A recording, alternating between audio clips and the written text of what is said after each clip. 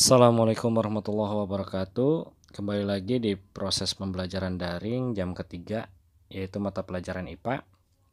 Sebelumnya saya ingin menyampaikan IPA itu sendiri dibagi menjadi 3 ilmu cabang, yaitu fisika, kimia, dan biologi. Kebetulan pada bab pertama di kelas 7, 7H ya, yang saya ajar hanya satu kelas di kelas 7, yaitu mengenai fisika dengan materi pengukuran. Nah, sebelum ke materi, saya ingin menyampaikan beberapa hal proses belajar daring bersama saya. Yang pertama, kalian mengikuti proses pembelajaran daring melalui aplikasi Classroom. Yang kedua, nanti ada materi, silahkan kalian lihat, dicatat di buku catatan. Nah, bila perlu dirangkum di buku paket, silahkan rangkum ke buku catatan kalian. Nah, itu standar-standar proses pembelajaran IPA bersama saya. Nah, yang kedua, selebihnya kalian mengerjakan tugas-tugas yang saya sampaikan. Mungkin nanti setiap satu bab selesai kita akan ulangan atau evaluasi diri melalui Classroom, silahkan dikerjakan. Nah, untuk profil saya silahkan dikenali, dilihat di slide ini ya. Di sini nama saya Ahmad Albarasari, ngajar di kelas 9 dan kelas 7H. Nah, lanjut lagi. Di sini ingin saya sampaikan mengenai standar kompetensi, yaitu memahami prosedur ilmiah untuk mempelajari benda-benda alam dengan menggunakan peralatan. Jadi pada mata pelajaran IPA ini sendiri, siswa diharapkan dalam proses pembelajarannya itu mengikuti prosedur ilmiah, yaitu dengan cara pembuktian dengan menggunakan alat-alat, yaitu nanti di dalam praktikumnya. Mudah-mudahan nanti bisa terlaksana ya praktikum-praktikumnya. Dan yang kedua mengenai kompetensi dasar. Nah, dasar-dasar dalam bab pertama ini mengenai pengukuran, yaitu mendeskripsikan besaran pokok dan besaran turunan beserta satuannya. Dan yang ketiga yaitu indikator. Apa saja indikator yang ada dua ya untuk siswa agar mudah mempelajari materi bab 1 ini. Yang pertama, mengidentifikasi besaran-besaran fisika dalam kehidupan sehari-hari. Kemudian dikelompokkannya dalam besaran pokok dan turunan. Yang kedua, menggunakan satuan internasional dalam pengukuran yang sudah diakui dunia. Nah, kita lanjut ke materi, yaitu mengenai pengukuran. Apa sih itu pengukuran? Pengukuran merupakan kegiatan membandingkan suatu besaran yang diukur dengan alat ukur yang digunakan sebagai satuan. Jadi dalam pengukuran itu ada suatu pembanding dan tentunya ada angka dari hasil itu sendiri. Dengan menggunakan apa? Yaitu dengan menggunakan alat ukur itu sendiri. Contohnya jika untuk panjang ya, panjang buku itu menggunakan penggaris. Nah, berapa sentimeter? Nah, itu 30 cm. 30-nya itu berarti dia disebut besaran. Nah, di sini lanjut ke materinya. Sesuatu yang dapat diukur dan dapat dinyatakan dengan angka disebut besaran. Contoh lainnya misalnya selain panjang, waktu misalkan.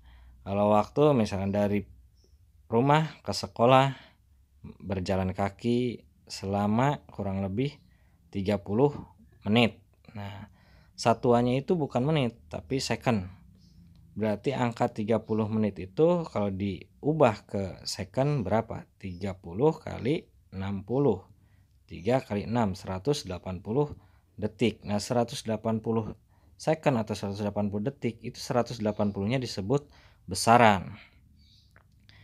Nah, jadi yang dapat diukur saja misalkan jarak, terus satu panjangnya meja, kursi. Nah, itu baru dua ya yang saya sebutkan mengenai besaran. Nah, sekarang mengenai pengertian satuan. Satuan adalah pembanding dalam suatu pengukuran. Jadi di sini ada suatu perbandingan, ada dua ya satuannya itu. Yang pertama satuan baku, yang kedua satuan tidak baku. Jadi di sini untuk satuan baku itu sendiri hasilnya pasti sama atau tetap untuk semua orang disebut satuan baku. Sedangkan satuan yang digunakan untuk melakukan pengukuran dengan hasil yang tidak sama yaitu disebutnya tidak baku. Jadi perbedaannya tadi yang pertama menghasilkan pengukuran yang sama. Nah, itu untuk satuan baku. Untuk yang kedua tidak baku, ya berarti pengukurannya tidak sama. Yang kedua satuan baku dialami seluruh dunia. atau semua orang.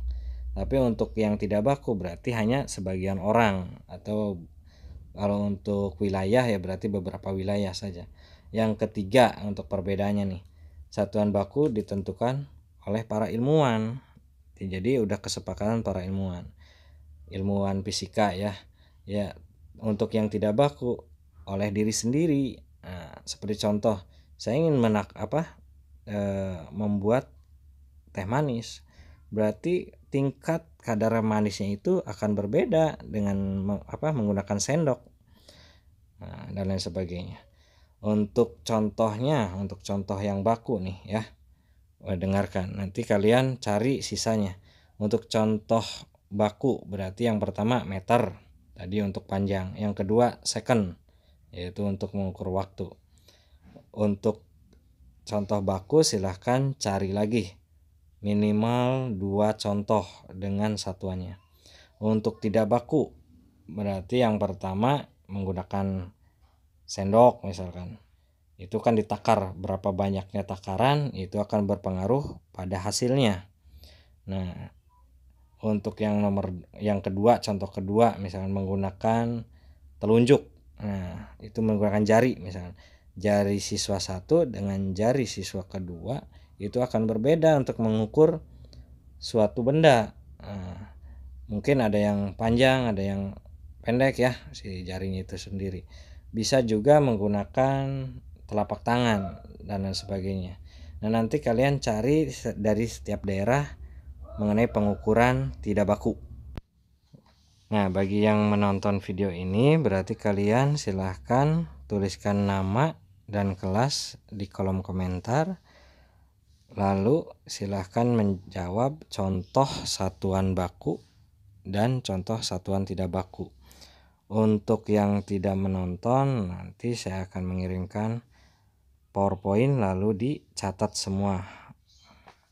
Sekian untuk pertemuan hari ini. Saya cukupkan. Wabillahi taufiq wal hidayah. Assalamualaikum warahmatullahi wabarakatuh.